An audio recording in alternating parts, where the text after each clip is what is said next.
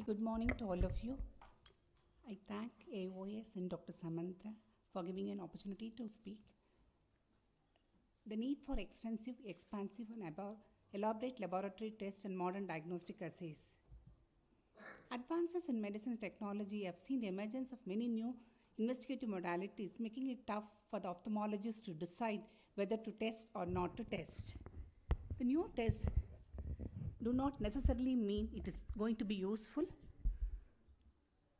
On the platter, we have various investigation modalities available. Either could be a skin test, serological test, imaging test, biopsy specimens, and PCRs.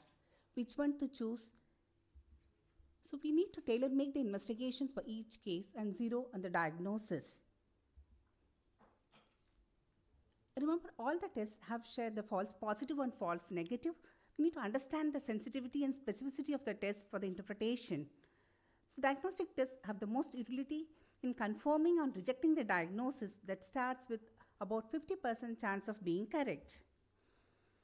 So whenever we see a patient suspected infective uveitis or uveitis with atypical presentations, we are suspecting more than one infections, like multiple infections, patients with immunodeficient individuals, extremes of age presenting with the masquerade syndrome, we need to investigate them in detail.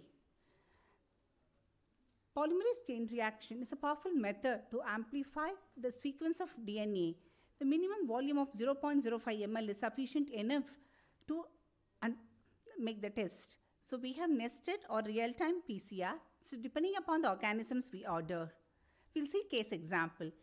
First case is a 38-year male presented with redness and pain since 14 days, history of backache since 1 year, history of burning micturition, and no history of fever or skin rashes.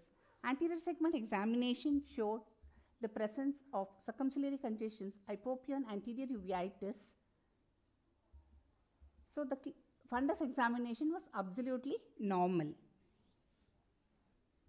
So Dr. Nitin showed the case of HLA-B27 with hypopia. Here we see patient has a non-granulomatous anterior uveitis with hypopia. On examination, urine showed significant pustules.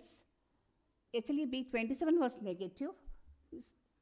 Urine culture and sensitivity showed Klebsiella pneumonia infection. We treated the patient with systemic antibiotic, topical steroids and cycloplegic, which resulted in complete resolution of the infection in this patient. It's important, like, hypopia and uveitis, we also think HLA-B27 are Behçet's, but we need to individualize and investigate the case. This particular patient is secondary to UTI. After treating the UTI, the inflammation is completely resolved. So the next case is a 51-year male presented with blurring of vision since 12 days. He had headache, photophobia, and significant weight loss. Prior to that, he was hale and healthy. He received Pfizer vaccine, following which he developed pericarditis in November 2021. He had subsequently COVID infections, home isolations, and he was treated with monoclonal antibodies. He had lower abdominal pain with on and off bleed. Colonoscopy was advised for him. So on examination, visual acuity was normal. He had prominent corneal nerves and AC reaction in both eyes. This is an anterior chamber where you can see the fine pigmentation with the prominent corneal nerves with anterior vitritis, and fundus was absolutely normal. The left eye also had fine keratic precipitates. Confocal microscopy showed owl-eye pattern. What we see, which has been described in CMV, anterior uveitis. The specular microscopy showed polymacathism. Patient has been extensively investigated before the time of presentation. So we did suspect CMV infection. The CMV IgG was positive. We asked the patients to undergo AC tap for the PCR and everything came negative. Here the patient has CMV anterior uveitis. The pericarditis was supposed to be secondary to, and maybe a CMV colitis he had. So based on this, even though the nested PCR came negative, we started the patient on empirical valganciclovir along with topical steroids and cycloplegic, following which there's complete resolution of the anterior segment inflammation in this case. We suspect viral uveitis based on the clinical presentation. For CMV anterior uveitis, molecular diagnostic is important to make the diagnosis. Sometimes the molecular can be negative. The imaging biomarkers indirectly can help us to suspect this, and empirical therapy resulted in resolution of inflammation in this case.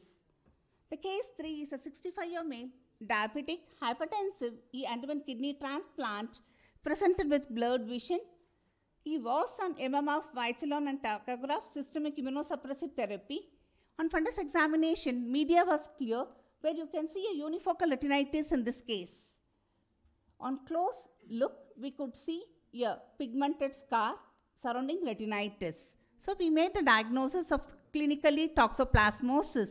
When we discussed with the nephrologist, what they said, post-transplant, people who are on immunosuppressive, viral retinitis is the commonest. They have not seen toxo, so they don't want to believe. They wanted the diagnosis before they start the patient on anti-toxo treatment. So OCT also shows full thickness retinal opacification, retinochoroidal lesion.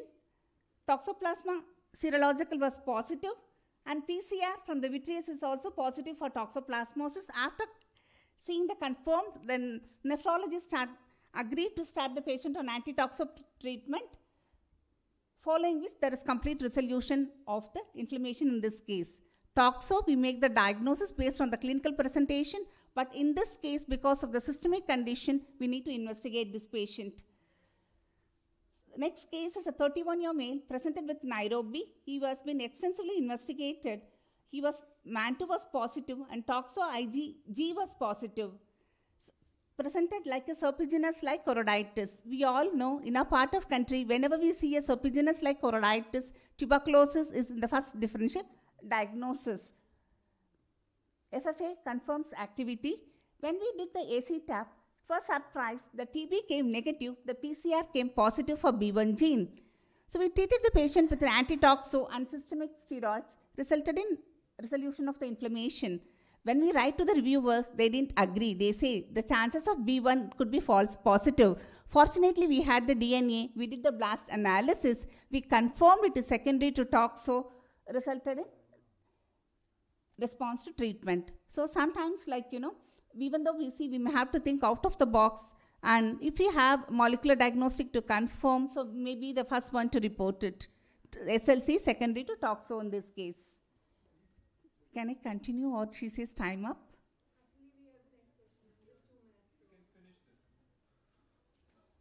So the next case is a 65-year male, diabetes. See, this is a case of a HIV CMV retinitis. The patient responded well to intravitreal and systemic ganciclovir therapy. The CD4 was 266, but whenever we decrease the interval of the injection, the patient comes back with the recurrences. The patient was taking oral ganciclovir. We were wondering what is the response. Initially, he used to respond, then the response was not happening. Repeat AC tap showed positive for the CMV virus by PCR. Then we did the Sanger sequencing, which showed there is an insertion of threonine was observed, which resulted in altered response to ganciclovir therapy in this case.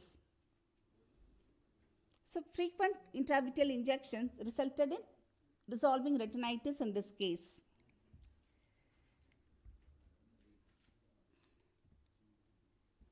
Can we conclude? Yes. Yeah, finishing it on time is important. Yes. So abnormal OCT reflectivity indicates a biomarker for CML. So I would like to conclude. Before ordering the test, we need to say, will it identify any underlying systemic disease process or association? Will it provide a definitive etiology, or will it confirm or reject the diagnosis, or will it help in the management of the patient? If this fulfills one of the criteria, then we'll go ahead and order. The detailed history and thorough clinical examination is still the most important diagnostic tool for the uveitis specialist. Avoid investigations that do not assist finding the cause or in the management. We need to tailor-make the investigations according to the clinical picture. Order expensive tests only if the clinical picture so demands or the condition is refractory to treatment. I'd like to acknowledge our team members. Thank you for